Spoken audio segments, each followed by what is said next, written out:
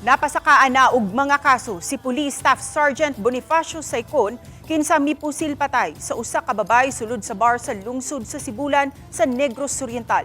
Giunay usab niya og pusil ang tulo ka mga kaubang pulis. Usa kanila ang hepe sa Sibulan Municipal Police Station.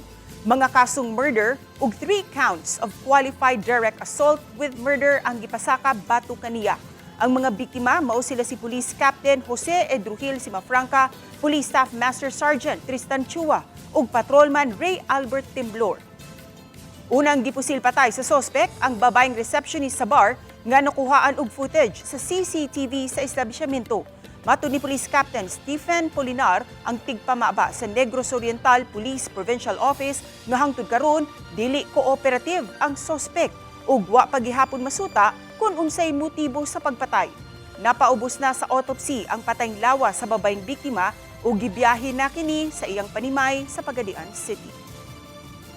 They are still under restrictive custody, ma'am. So they are under the custody of the CIPG, ma'am. This is to kay ilahang mga statement man good, ma'am. It's very important man good para at least ma'am good ato ra pud is to secure ra pud ilahang mga self, ma'am.